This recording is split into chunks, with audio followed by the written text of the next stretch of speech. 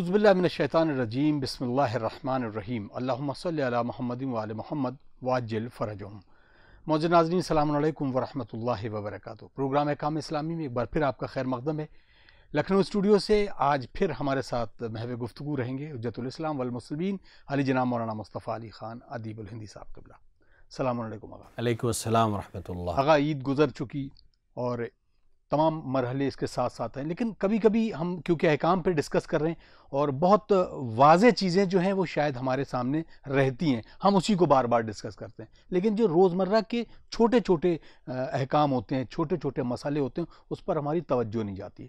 میں چاہ رہا ہوں کہ تھوڑا اس پر ڈسکشن ہو جائے، پھر کچھ سوال ہیں جو اس کے پس منظر میں لیے جائیں گے۔ اعوذ باللہ من الشیطان الرجیم بسم اللہ الرحمن الرحیم الحمدللہ رب العالمین وصلی اللہ علی سیدنا محمد وآلہ الطیبین الطاہرین۔ دیکھیں، اسلامی دستور اور احکام، ہمارے پروگرام کا نام ہی احکام اسلامی ہے۔ احکام اسلامی کا تعلق انسانی زندگی کے ہر پہلو سے ہے، بلکہ اگر یوں کہا جائے کہ انسان کی زندگی شروع ہونے سے پہلے، یعنی نطفے کے منعقد ہونے سے پہلے سے لے کر قبر میں جانے تک کے تقریباً زندگی کے اس سفر کے تمام مراحل احکام کے دائرے میں ہیں، اور اگر کوئی انسان اس دائرے میں رہ کر زندگی گزار رہا ہے تبھی وہ ایک مسلمان، ایک شیعہ اثنا عشری کی زندگی گزار رہا ہے۔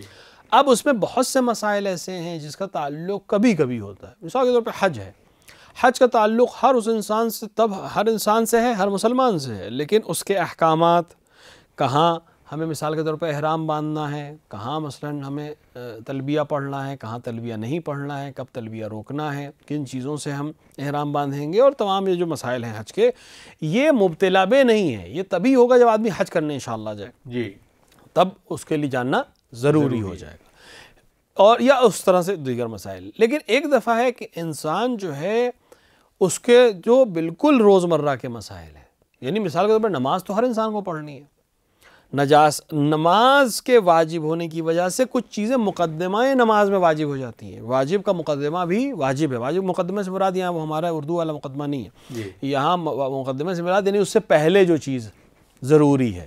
مثال کے طور پر آپ کو وضو کرنا ہے تو وضو کے لیے سب سے پہلے کیا چیز چاہیے؟ پانی چاہیے، بغیر تو پانی فراہم کرنا بھی ضروری ہو جائے گا۔ نماز پڑھنے کے لیے وضو کرنا واجب ہو جائے گا۔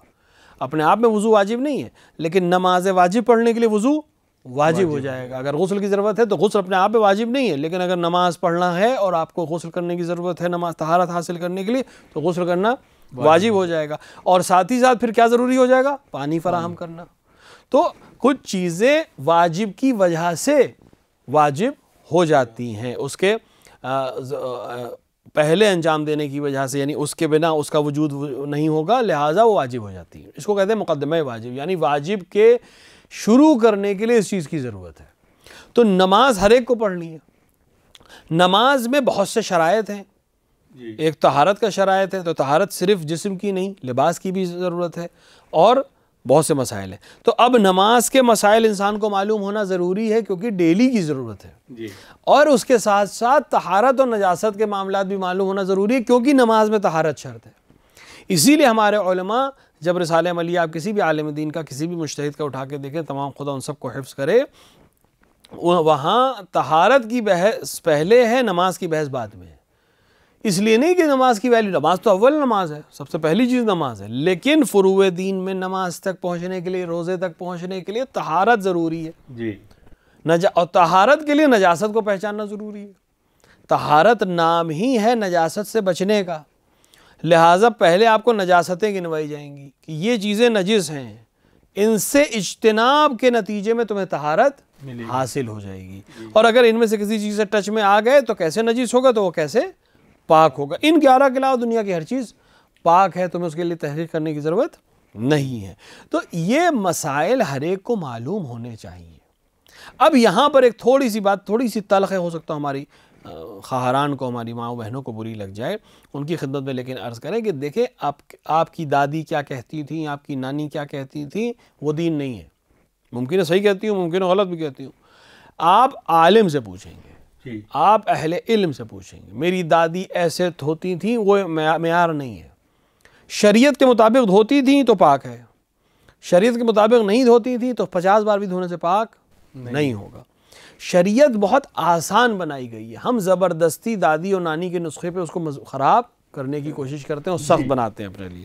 لہٰذا آسان شریعت کو ان کے اہل علم سے پوچھیے. اور علماء بھی اپنے دل اور دماغ سے نہیں بیان کرتے کہ بس بیان کر دیا ہمارے جی میں جو آیا وہ ہم نے فتویٰ دے دیا. مراجع اپنی عمر کا ایک بڑا عرصہ خرچ کرتے ہیں قرآن کے مطالعے میں، احکام کے مطالعے میں. قرآن اور احادیث اور اجماع یعنی مختلف علماء نے جو اب تک فتاوے دیے ہیں، ظاہر سے ہوتا ہے ہر جتنا دور امام سے نزدیک کا ہوگا ان علماء کی نظر کا امام تک دسترس اور امام کی حدیث تک دسترس ہم سے زیادہ ہوگی یقیناً.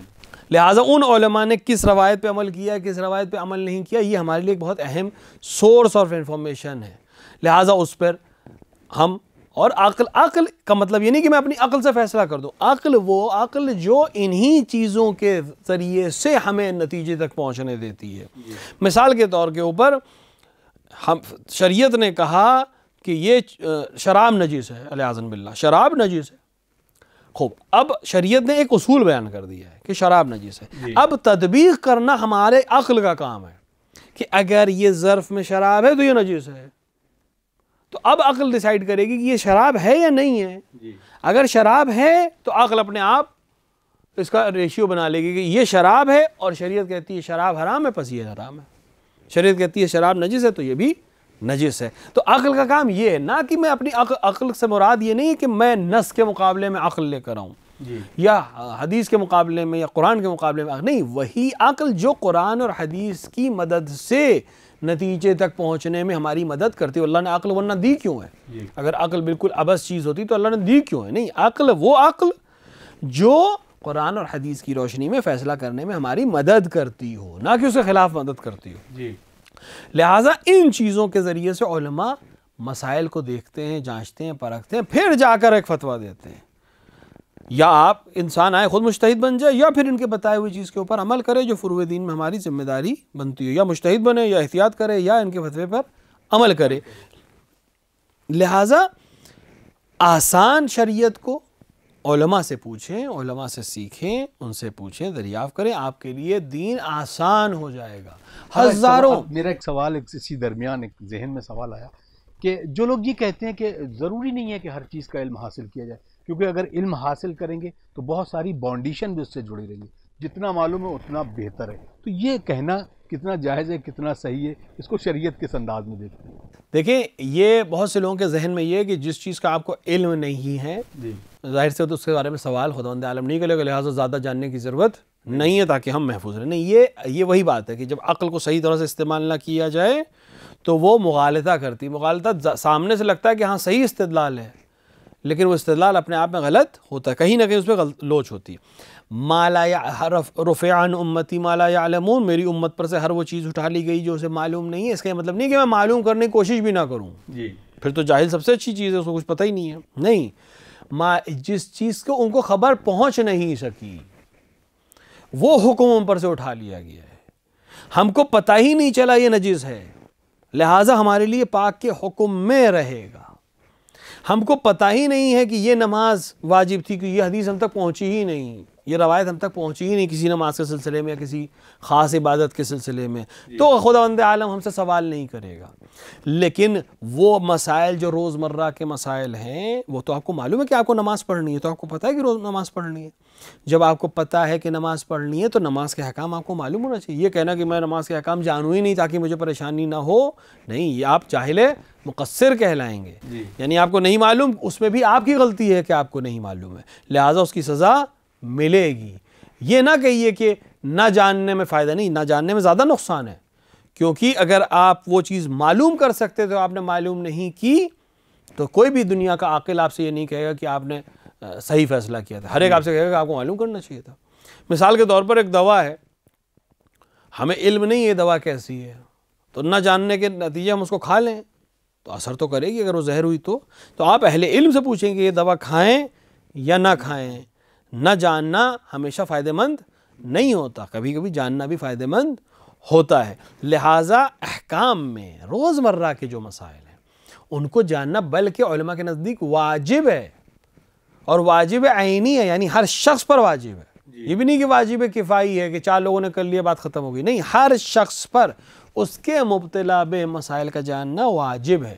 تو اگر بہت میں نے عرض کیا حج کے مسائل نہیں جانا چاہتے نہ جانیں، لیکن جو انسان نماز پڑھ رہا ہے، بالغ ہوتے ہی نماز واجب ہو گئی، روزہ واجب ہو گیا، تھوڑا سا بھی پیسہ آیا خمس واجب ہو گیا، تجارت کرتے ہیں یا دیگر کام کرتے ہیں، کھیتی باڑی کرتے ہیں، زکوٰۃ واجب ہو گئی، تو یہ چیزیں آپ کو معلوم ہونی چاہیے۔ تجارت کے معاملے، آپ بزنس کرتے ہیں، آپ نوکری کرتے ہیں، تو کیا حلال ہے، کیا حرام ہے، کیا کسی سے لے سکتے ہیں، کیا کسی کو دے سکتے ہیں، کس طرح سے تصرف کر سکتے ہیں، کس طرح سے نہیں کر سکتے، یہ جاننا بہت ضروری ہے۔ اور یہ کہنا کہ ہم نہیں جانیں گے، جتنا ڈیپ میں جائیں گے ہم پریشان ہو جائیں گے، یہ عقل مندی کی بات نہیں ہے، بلکہ یہ سوچ، اس کو برعکس سوچنا چاہیے کہ جتنا ڈیپ میں جائیں گے اتنا بہتر خدا کی عبادت کر سکیں گے، اتنے بہتر اور صالح بندے بن سکیں گے۔ کیونکہ آج کے اس دور میں، انفارمیشن کے دور میں، ہم خدا سے یہ نہیں کہہ سکتے تھے خدایا مجھے معلوم نہیں تھا، کیونکہ آج ہر چیز ہم معلوم کر لیتے ہیں۔ ایک کوئی بات آپ کو نہیں سمجھ میں آیا فوراً 10 بار گوگل کرتے ہیں، تو آپ احکام کیوں نہیں پوچھتے؟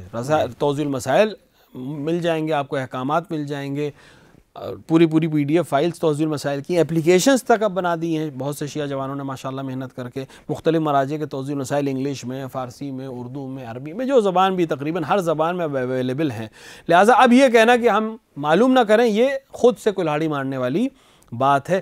علم ہوتے ہوئے جاہل بنے رہنا کہیں بھی عقل مندی نہیں ہے، لہٰذا علم حاصل کریں جو حد تک آپ کو ضروری ہے، یعنی جو احکام آپ کے لیے ضروری ہے اس کو جاننا ضروری ہے، تمام علماء کا متفقہ فیصلہ ہے، تاکہ صحیح طریقے سے عبادت انجام دے سکیں۔ جزاک اللہ۔ کیونکہ ہم نے پچھلے جیسے اس پروگرام کے حوالے سے کوشش کی کہ ہم ٹاپکس کو بھی ڈسکس کریں، اور شروعات سے سب سے پہلے تقلید کی بھی بات کرتے ہیں۔ جیسے بیچ میں آپ نے کہا کہ وہ مرجع علی قدر نے جو کہا ہے، اور اس کے علاوہ بھی مختلف جو مرجع اکرام ہیں انہوں نے جو کہا ہے۔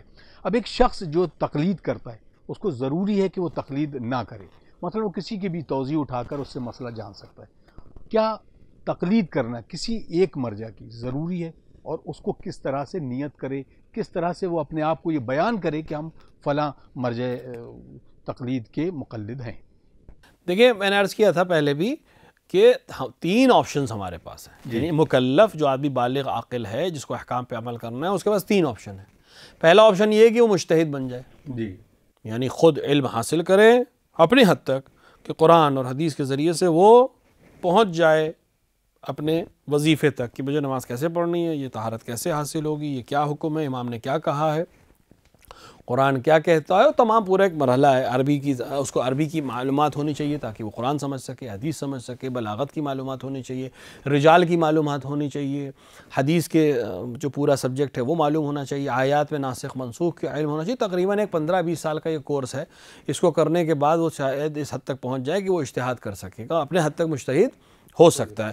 بسم اللہ ہر ایک آئے، کوئی اس میں رنگ اور نسل اور خاندان اور کسی چیز کی کوئی شرط نہیں ہے۔ اہل علم جس طرح ڈاکٹریٹ آپ کو کرنی ہے، کسی فیلڈ میں ڈاکٹر بننا ہے، آپ کو انجینئر بننا ہے، آپ کو کوئی بھی علم حاصل کرنا ہے، اس پہ ہائی لیول تک پہنچنا ہے، تو کوئی قید نہیں ہے، آئے بسم اللہ کریں، لیکن ایک پورا سسٹم ہوگا اس کا۔ آپ ایک دن میں ڈاکٹر نہیں بن جائیں گے، آپ پڑھائی شروع کریں گے بالکل 0 لیول سے، کلاس 1 2 3 4، بالکل ایک بھی کلاس کو آپ ڈراپ آؤٹ نہیں کر سکتے کہ صاحب 6 ڈراپ کر دیں 10th کر لیں، ایسا نہیں ہو پائے گا۔ لائن سے آپ چلیں گے، 10th کریں گے، 11 12، اس کے بعد آپ بیچلر کریں گے، پھر آپ MBBS میں کسی طرح سے، جو ہر ملک کا اپنا ایک حساب ہے، لیکن بہرحال آپ MBBS کے ایگزام کو پاس آؤٹ کریں گے، پھر 5 سال 4 سال جس ہر ملک میں الگ سسٹم ہے اس حساب سے پڑھائی کریں گے کسی میڈیکل کالج میں، پھر آپ ڈاکٹر بنیں گے۔ اس کے بعد بھی پڑھائی کا سلسلہ جاری رہے گا۔ آپ کو پروفیسر بننے میں بہت ٹائم لگے گا کہ آپ کی رائے پوری دنیا کے ڈاکٹر سننے لگیں، آپ کی رائے پوری دنیا کے مریض جاننے لگیں اور آپ کی اہمیت بن جائے۔ مجتہد تمام احکام اسلامی کا وہ جانکار ہے کہ جو تمام احکامات پہ تسلط رکھتا ہو اپنی حد تک، پھر مرجع بنے گا کہ وہ اتنا جانتا ہو کہ دوسرے بھی اس کو فالو کر سکے۔ تو یہ ایک دن میں نہیں ہوگا، اس کا 15-20 سال کا عرصہ لگتا ہے۔ بسم اللہ کوئی قید نہیں ہے، بسم اللہ کریں۔ اب ہر ایک یہ نہیں کر سکتا، یہ معلوم ہے، جیسے ہر ایک ڈاکٹر نہیں بن سکتا، ہر ایک انجینئر نہیں بن سکتا، ہر ایک مثال کے طور پر اینکر نہیں بن سکتا، ہر ایک ٹی وی کا پروڈیوسر نہیں بن سکتا، ہر ایک ٹی وی کا مالک نہیں بن سکتا، ہر ایک بزنس مین نہیں بن سکتا۔ الگ الگ انسان الگ الگ شعبے کو اختیار کرتے ہیں، اور یہی سماج کا طریقہ ہے۔ تو ہر انسان یہ سوچے کہ میں ڈاکٹر بن جاؤں، ہر انسان سوچے کہ میں انجینئر بن جاؤں، نہیں ممکن ہے۔ تو اب آپ جب نہیں بن سکے ڈاکٹر، تو آپ کو جو اگر خدا نہ کردہ کوئی بیماری ہوئی تو آپ ڈاکٹر کے پاس جائیں گے، یہی عقل کا تقاضا ہے۔ اگر آپ نہیں ہیں انجینئر تو گھر بنانے کے لیے یا کسی بھی کام کے لیے اگر اس فیلڈ میں انجینئر کی ضرورت ہے تو آپ انجینئر کے پاس جائیں گے، خود کھڑے ہو کے مکان نہیں تیار کریں گے، اور ہر فیلڈ میں یہی طریقہ ہے۔ تو جس طرح ہر فیلڈ میں ایکسپرٹ سے پوچھنا ضروری ہے، اسی طرح یا آپ ایکسپرٹ بنیے اس فیلڈ کے یا پھر اس کے ایکسپرٹ سے پوچھیے۔ اب ایکسپرٹ سے پوچھنے کے دو طریقے ہوتے ہیں۔ ایک دفعہ آپ کسی ایک ایکسپرٹ کو پکڑ لیجئے، اس کو طے کر لی کہ بھئی یہی ہے میرے ڈاکٹر ہے، اب میں سارا علاج انہی سے کراؤں گا، بات ختم ہو گئی۔ وہ ایکسپرٹ ہے اپنی فیلڈ کا، بڑا فزیشین ہے، بڑا سرجن ہے، آپ جس کو ہم فیملی ڈاکٹر کہتے ہیں، آپ اس ڈاکٹر کے پاس جاتے ہیں، کوئی بھی مسئلہ ہو آپ اس کے پاس جائیں گے۔ یا آپ کیا کریں گے کہ آپ 10 ڈاکٹرز کو فون کریں گے، 10 ڈاکٹر سے رابطہ کریں گے اور ان سے 10 نسخے لیں گے، اور اس کے بعد بیچ کا ایک نسخہ تیار کر کے اپنا خود سے آپ علاج کرنے کی کوشش کریں گے، جو بہت سخت کام ہے، چونکہ آپ اس کے ایکسپرٹ نہیں ہیں، ممکن ہے یہ دوا اس سے کولاٹ کر جائے، وہ دوا اس سے کنفیوز کر دے گا، جو اس لہٰذا بہتر طریقہ کیا ہے کہ آپ کسی ایک ڈاکٹر پہ بھروسہ کر کے اس سے علاج کرائیے، اس کو خود لگے گا، وہ خود ہی آپ سے کہہ دے گا کہ بھائی یہ پریشانی آپ کی ایکسپرٹ کی ضرورت ہے، آپ فلاں ڈاکٹر سے مراجعہ کر لیجئے۔ تو ہر فیلڈ میں یہی ہوتا ہے، تو دین میں ایسا کیوں نہیں ہے؟ دین میں بھی ایسا ہی ہونا چاہیے۔ یہ بھی ایک مسئلہ ہم کلیئر آؤٹ کر دیں یہاں پر کہ یہ مسئلہ بھی اس لیے ہے کہ امت نے اصل ہادی اور رہبر کو انکار کیا، ورنہ یہ مسئلہ ہی نہ پیش آتا، اتنا اختلاف ہی نہ ہوتا۔ اگر امیر المومنین علیہ الصلوۃ والسلام امیر المومنین خلیفۃ بلا فصل ہیں، اس میں شک نہیں، لیکن لوگ مان بھی لیتے۔ یہ انفجار جو اسلام میں پھیلا رسول اکرم کے بعد یہ نہ ہوتا تو آج ہمارے لیے یہ مسائل بھی پیش نہ آتے۔ غیبت کے دور میں جب اصل ایکسپرٹ خدا کا بھیجا ہوا ہمارے درمیان نہیں ہے تو ہمیں ان لوگوں کو، جن کو خود امام نے کہا ہے کہ میری غیبت کے زمانے میں میرے راویوں کی طرف رجوع کرو اور علماء کی طرف رجوع کرو، ہم ان کے حکم سے رجوع کرتے ہیں۔ تو یا انسان خود مجتہد ہو جائے یا انسان احتیاط پہ عمل کرے، یعنی تمام مجتہدین جتنے اس وقت ماشاءاللہ 300 سے زیادہ مجتہدین ہیں قوم اور عراق اور دیگر شہروں میں ملکوں میں، آپ 300 مجتہدین کی تاریخ کتابوں کو جمع کریے، اپنے گھر پہ رکھیے، جو بھی مسئلہ آپ کے سامنے آئے 300 مجتہدین کے فتوے کو دیکھیے، بیچ کا راستہ نکالیے، عمل کریے، جو میرا خیال ہے اجتہاد ہی ہو جائے گا پھر انسان کے لیے یقیناً۔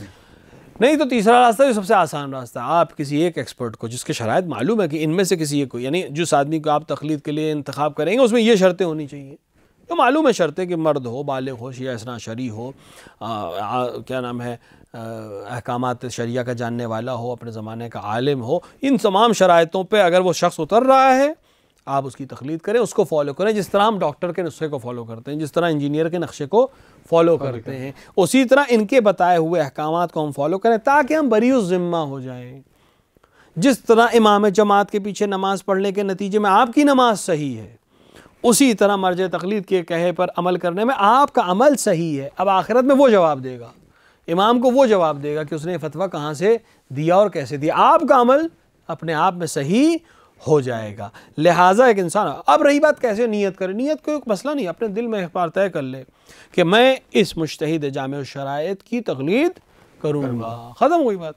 کوئی نیت اس طرح کی نہیں ہے کہ میں اس طرح کے جملہ زبان سے دوروں، نہیں، یہی کہ میں رسالے توضیح المسائل میں لے لیا، اب میں اسی رسالے کے حساب سے، ان کے فتاوے کے حساب سے زندگی میں اعمال کا انجام دوں گا، یہی کافی ہے۔ مجتہد کے شرائط تقریباً سب کو معلوم ہے کہ پہلی شرط یہ کہ مرد ہو۔ البتہ یہاں پہ میں عرض کرتا چلوں، اس کا یہ مطلب نہیں کہ ہم خواتین کی توہین کر رہے ہیں، نہیں، لیکن بہت سی ذمہ داریاں ایسی ہیں جو خداوند عالم نے خواتین کے کاندھے پر نہیں ڈالی، جن میں سے ایک قضاوت اور رہبری ہے۔ لیکن اگر کوئی خاتون مجتہدہ بننا چاہے تو منع نہیں ہے، اور تاریخ میں بہت سی خواتین ہماری مجتہدہ گزری ہیں، یعنی وہ خود اپنے لیے مجتہد تھی، ان کو کسی کی تقلید کرنے کی ضرورت نہیں تھی۔ تو اگر ہماری کوئی بہن پڑھنا چاہے اور علم دین حاصل کرنا چاہے اور مجتہدہ بننا چاہے تو بہت اچھا ہے، لیکن وہ اپنے لیے مجتہد ہے، دوسرے اس کو فالو نہیں کریں، یعنی ذمہ داری اس کو نہیں دی ہے خداوند عالم نے۔ تو اب یہ مجتہد جو انسان مرد ہو، عاقل ہو، عقل رکھتا ہو، اس کے ساتھ ساتھ شیعہ اثنا عشری ہو، پس غیر مذہب کی ہم تقلید نہیں کر سکتے، عادل ہو، یعنی حرام سے پرہیز کرتا ہو اور حلال کو انجام دیتا ہو، ساتھ ہی ساتھ اس کے ساتھ ساتھ حلال زادہ ہو، یعنی اس کی ولادت حلال طریقے سے انجام پائی ہو، ان شرائط کے ساتھ اپنے احکامات کو جاننے والا ہو۔ یہ تو معلوم ہی ہے کہ جب ہم احکام کے سلسلے میں بات کر رہے ہیں تو اس کا ان سب کو جاننے کے ساتھ ساتھ وہ ان شرائط پر اگر اترتا ہے تو ہم اس کی تقلید کر سکتے ہیں۔ بہتر یہ کہ انسان ان میں جو سب سے زیادہ عالم ہو اس کی تقلید کرے، اگر سارے علم میں برابر ہیں تو جو زیادہ متقی ہو اس کی تقلید کرے۔ لہٰذا ہمارے پاس جو علماء ہیں کہ خدا سب کی حفاظت فرمائے، سب کا سایہ ہمارے سروں پر محفوظ رکھے، کہ جو اس غیبت کے دور میں ایک چراغ لے کے کھڑے ہیں اور ہماری ہدایت کر رہے ہیں اور ہمیں روشنی دکھا رہے ہیں، خدا ان سب کی حفاظت کرے۔ ہم کسی ایک کو فالو کر سکتے ہیں جو جامع شرائط ہو، اور بس نیت کر لینا، اپنے آپ پہ طے کر لینا کہ ہم رسالہ عملیہ پہ عمل کریں گے، وہی کافی۔ خود رسالے کا ہاتھ میں ہونا بھی ضروری نہیں ہے، آپ کے لیپ ٹاپ پہ ہے، آپ کے کمپیوٹر پہ ہے، آپ ویب سائٹ پہ جا کے دیکھ سکتے ہیں، بس یہ طے کر لینا کہ میں اس مجتہد کے فتوے پہ عمل کروں گا، کافی ہے۔ بری الذمہ ہے، اس کے احکام فروع دین میں اسی مجتہد کے حساب سے عمل کر کے کافی ہے، اور بارگاہ خدا میں اس کی حجت تمام۔ جزاک اللہ۔ اگر بچے بات کرتے ہیں، وہ نوجوان ہیں، وہ لوگ سب بات کرتے ہیں، کیونکہ آج کل جو ایک معاشرے میں ایک چلا ہے اخباریت، کیونکہ آپ نے پہلے بھی اس کو فرمایا تھا کہ ایک بہت بڑی علامت ہے اخباری ہونا بھی، کیونکہ وہی مجتہد اور مجتہد کی اس پہ آتا ہے۔ لیکن یہ اخباریت کا فتنہ اس لیے کہیں گے کیونکہ جب ہم عالم سے دور ہو جاتے ہیں تو ہمارے اپنا جو عمل ہے وہ واقعی میں وہ شریعت سے اور تمام چیزوں سے دور ہو جاتا ہے۔ اس کو ہم کیسے ڈیفائن کریں گے، کیسے اس سے دور رہا جائے؟ نوجوانوں کو خاص طور سے اس میں کس طرح کی اصلاح کی ضرورت ہے؟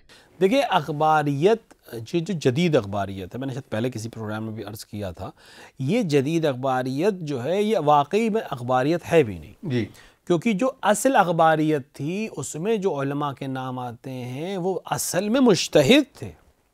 اخبار سے مراد یہ پیپرز نہیں جو ہم لوگ صبح شام پڑھتے ہیں، اخبار سے مراد خبر سے مراد خبر کی پلورل فارم ہے، خبر یعنی امام سے پہنچی ہوئی حدیث۔ یہ ایک پوری علماء کی ایک تھاٹ تھی، ایک اسکول آف تھاٹ تھا جو یہ کہتا تھا کہ ہمیں قرآن سمجھنا، ہم قرآن نہیں سمجھ سکتے، ہماری عقل لائق نہیں ہے، لہٰذا ہم حدیث پر عمل کریں گے۔ اس کو اصولی جو اسکول آف تھاٹ ہے اس نے رد کیا۔ اس نے کہا کیا دلیل ہے کہ آپ کو قرآن سمجھ میں نہیں آ رہا ہے؟ کیونکہ قرآن آیا ہی تھا ہدایت کے لیے، اگر آپ کی سمجھ میں نہیں آ رہا تو اللہ کا بھیجنا وہ بیکار ہو جائے گا۔ اللہ نے کیوں بھیجا تھا قرآن؟ ہدی للمتقین، متقین کی ہدایت کے لیے، تو اگر وہ ہدایت ہی نہیں کر پا رہا، آپ کی سمجھ میں نہیں آ رہا، تو اللہ کا بھیجنا عبث ہو جائے گا، اور حکیم ایسا کام انجام نہیں دیتا۔ رہی بات، تو جس طرح قرآن کو سمجھنا مشکل ہے اسی طرح حدیث کو سمجھنا مشکل ہے۔ جس طرح وہ عربی میں اس طرح یہ بھی عربی میں، جس طرح اس کے اندر سخت الفاظ ہیں اس طرح اس میں بھی سخت الفاظ ہیں۔ جس طرح وہاں آپ کہہ رہے ہیں کہ ہمیں کیا معلوم اس نے کیا کہا، یہاں بھی ہم کہہ سکتے ہیں ہمیں کیا معلوم امام نے کس وجہ سے یہ بات کہی ہے۔ لہٰذا ہمارے پاس قرآن کو نہ سمجھنے کی کوئی دلیل نہیں ہے۔ ہاں کم زیادہ بالاخره ہمارے پاس اور قرآن بھیجا ہی اسی لیے گیا ہے کہ ہم سمجھ سکیں۔ ہاں قرآن کو انٹرپریٹ کرنے کے لیے حدیث کا ہم استعمال کرتے ہیں، پھر وہی سارے مسائل اس کے اندر ہیں۔ تو یہ اخباری یہ کہتے تھے کہ ہم صرف حدیث کے اوپر عمل کریں گے۔ امام کے دور سے وہ نزدیک تھے، ان کے لیے کچھ حد تک چیزیں آسان بھی تھیں، لیکن آج جو لوگ اخباریت کا نام لے رہے ہیں یہ وہ لوگ ہیں جن کو عربی بھی نہیں آتی ہے، جن کو رجال کی بحث بھی نہیں معلوم ہے، جن کو حدیث کی قسموں کی بحث بھی نہیں معلوم ہے، جن کو عربی کے گرامر کے مسائل نہیں معلوم ہے۔ یہ صرف نام اخباریت کا استعمال کر کے جوانوں کو ورغلانے کی کوشش کر رہے ہیں۔ ان کا اصل ہدف ہے علماء سے دور کر دینا، کہ علماء سے اگر آج ہم نے دور کر دیا تو آج نہیں 50 سال بعد 60 سال بعد جو نسل آئے گی جو علماء سے دور ہوگی، دین سے دور ہوگی، اور اپنی عقل کا دین چلا رہی ہوگی، اپنی سمجھ کا دین چلا رہی ہوگی، اپنے حساب سے انٹرپریٹ کر رہی ہوگی، وہ ایک ایسے مقام پہ چلی جائے گی پھر ہم جس طرح چاہیں گے ان کو چلائیں گے۔ جو عالم اسلام میں آج ہم دیکھ رہے ہیں اس کا رزلٹ بالکل ویسے ہی دیگر فرقوں میں باب اجتہاد بند کرنے کے نتیجے میں آج مسائل آ رہے ہیں اور عجیب و غریب فتوے ہمیں سننے کو ملتے ہیں، یہ آج ہمارے فرقوں میں بھی، آج ہمارے مسلک میں بھی ہوں گے، لیکن آج نہیں 100 سال بعد اگر اخباریت اسی طرح سے جوانوں کے بیچ میں رائج کی جاتی رہی، کہ انشاءاللہ ایسا نہیں ہوگا، کیونکہ یہ ہاتھ کسی ذمہ دار ہاتھ میں ہے، لہٰذا اتنی آسانی سے اس مسلک کو اور اس نتیجہ فکر کو خراب نہیں کیا جا سکتا۔ میں اپنے جوانوں سے گزارش یہی کروں گا کہ پڑھیں، سمجھیں، عقل کی روشنی میں سوچیں، کہ ہر فیلڈ میں ایک ایکسپرٹ سے ایڈوائز لینا عقل مندی ہے۔ اسی طرح جس طرح وہ ڈاکٹر سے ایڈوائز لیتے ہیں، جس طرح وہ انجینئر سے ایڈوائز لیتے ہیں، اسی طرح دین کے معاملات میں بھی عالم دین سے ایڈوائز لیں تاکہ دنیا میں صحیح عمل کر سکیں، آخرت میں جواب دے سکیں۔ جزاک اللہ خیرہ۔ ناظرین، آپ دیکھ رہے ہیں پروگرام احکام اسلامی، اور بحمدللہ شوال میں جو جیسے کہ ہم نے قدم رکھا، اور ہم اسی کے ذریعے بہت سارے آپ کے سوالات بھی لیں گے اور کچھ موضوع پر بھی گفتگو کریں گے۔ ہمیں دیجیے اجازت، انشاءاللہ اگلے ایپیسوڈ میں پھر ملاقات ہوتی، تو آئیے مل جل کر دعا کرتے ہیں۔ اللہم عجل لولیک الفرج۔ ah